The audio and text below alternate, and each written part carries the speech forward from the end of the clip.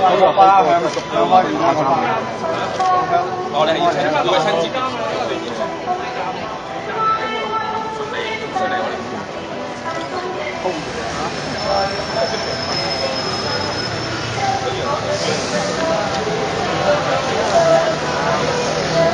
都係你哋所做嘅任何事情咧，係應該可以向公眾問責㗎嘛。其實如果唔能夠向公眾問責嘅話，其實就牽涉到咧我哋嘅公帑咧唔能夠有效運用啦。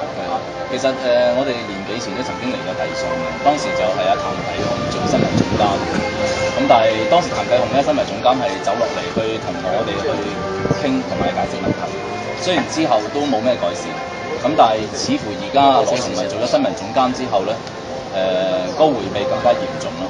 咁究竟佢係驚去面對我哋嘅問題，定係話根本佢係漠視我哋嘅民意咧？或者你打個電話問下佢，係啊，因為佢無論叫一個關或者叫個關公出嚟都好啦，我哋都係想得到一個正面嘅回覆。因為而家咁樣好似對我哋好似好唔尊重咁。攝影師就多啦，前邊又有，對面又有，你好講笑。但係點解新聞部嘅人要出嚟同我哋？佢利用緊我哋嘅公帑去作緊惡喎而家。佢係將我哋嘅民意去扭曲，尤其喺政改嘅新聞裏邊係非常之差。我哋想知道究竟係發生咗咩事？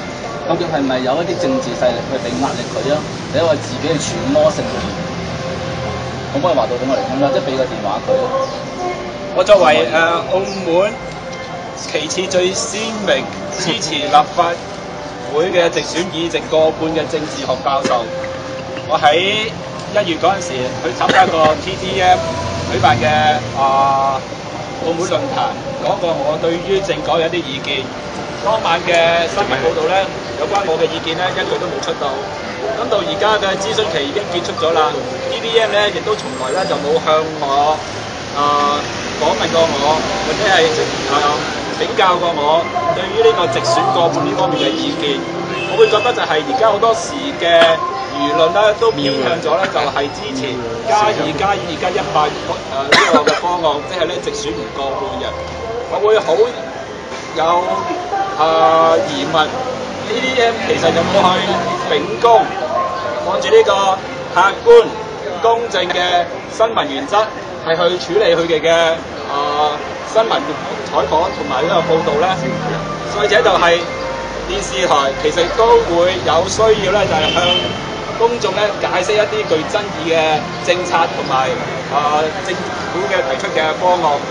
最近我哋會見到呢一個方案咧係非常之有爭議㗎。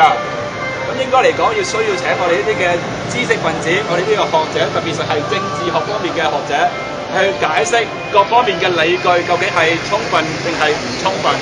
但係好可惜，過去呢幾個月嚟，我見唔到 TDM 有任何嘅訪問對於我嚟講。咁因此，我哋都好懷疑，其實 TDM 有冇客觀公正咁樣去採訪。仲有一樣嘢，其實就係同我個人有關嘅。喺梁振英當選咗香港嘅特首之後咧 ，TDM 嘅中文電台咧曾經有一個記者嚟訪問我。後尾咧，佢出嘅新聞咧，就同嗰個我所講嘅意見咧，就完全係唔一樣嘅。咁我講嘅意見咧，當其時咧係比較負面嘅。咁而呢個TDM 嗰個新聞出嚟咧，就係非常之正面嘅。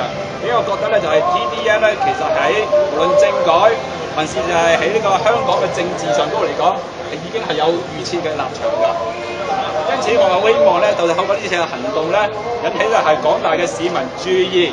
我哋而家嘅新聞自由咧，其實咧就危在旦夕，而 TDM 作為澳門官辦嘅電台同埋電台，竟然就唔去遵守呢啲新聞自由同埋就係客觀公正嘅報導原則。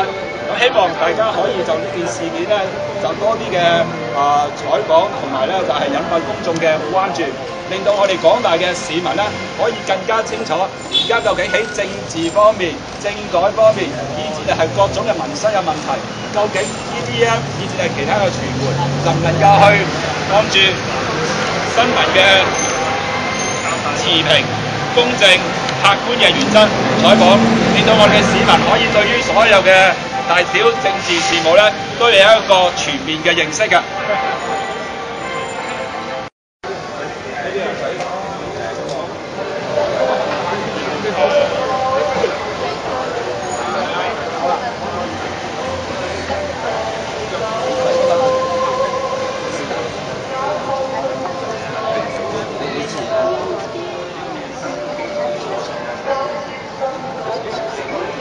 哋市民同埋一班朋友都係想得到小姐嘅一啲回應，究竟佢係咪受到政治壓力，定係話佢自己從中受益，所以將新聞擴編。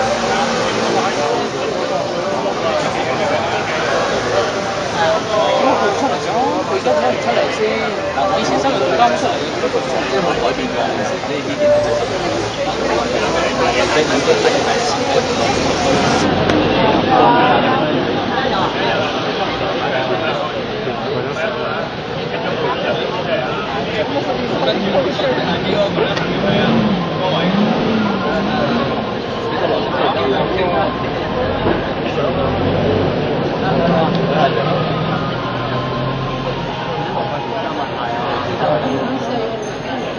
但我哋一步咗而家佢哋中午食飯之後，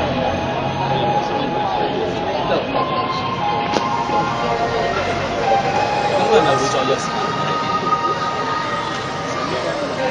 你肯定？石教授，佢話肯定會幫我哋約時間見面咯。佢哋話肯定幫我哋約時間約啫，但係未約到嘅，佢唔可以估計到約到嘅。嗱，不如我哋約喺5月1號好唔好啊？我哋又係嗰陣時候，5月1號啦，唔好早成7日啦，1個禮拜啦，公眾假期應該唔會有咩公佈嘅啫，係咪啊？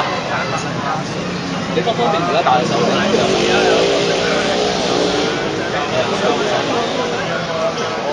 打個中務衞生俾你聽唔到，係聽唔到電話，電話佢唔聽。所以佢就力在喺學人更加冇膽出嚟。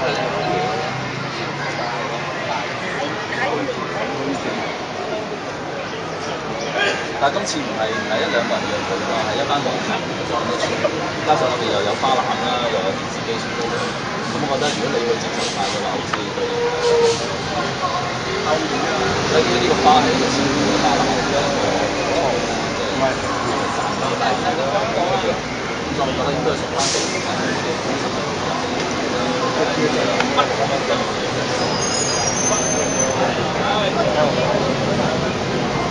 我哋唔係想交俾新聞部，我係想交俾新聞部交。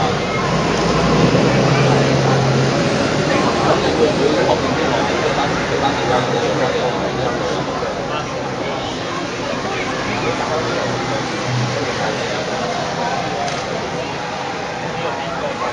即係你可以用。但係點解譚仔同以前佢打出嚟嘅講字句會唔得？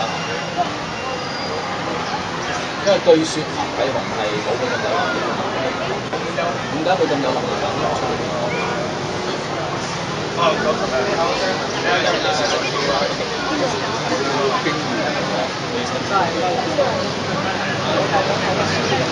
你有消息？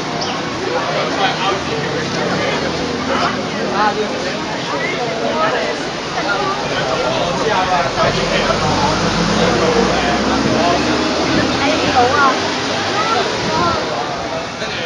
上堂啦，夠鐘。石教授知唔知就？我淨係聽唔到係好細聲。佢話5月1號順利約我哋。我唔係約下叫佢直頭去到啊！我哋要遊行啊嘛，我哋好忙啊！我哋唔介意一路遊行一路嚟同佢哋講，不過問題在於咧，你要我哋坐低嘅話就唔得㗎啦。到時好多人㗎啊！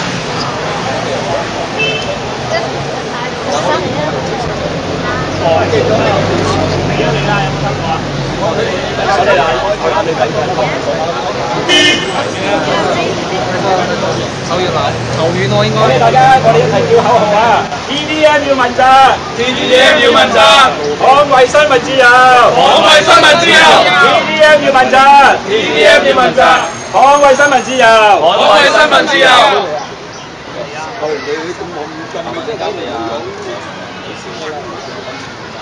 就話俾你聽，尤其是對於佢哋嘅生活，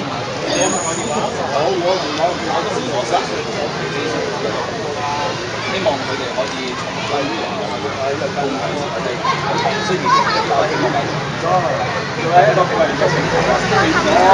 年前咧，經常嚟呢度接受訪問啊，喺呢個做嘢。錄影節目嘅。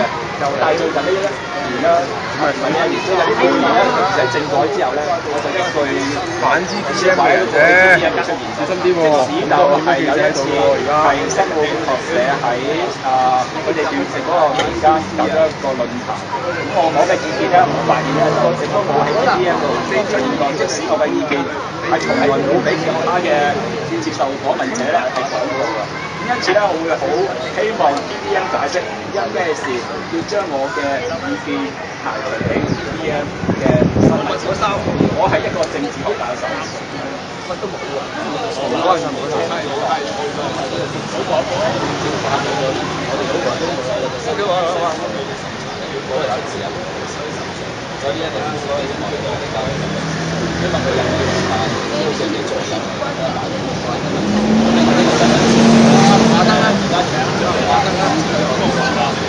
我唔畫得喺入邊啊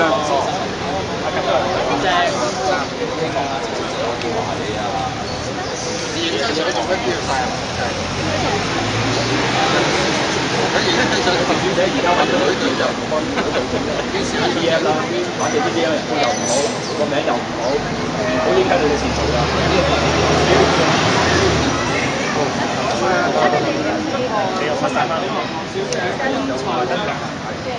官發財相就係官發相就好嘅。多謝大家。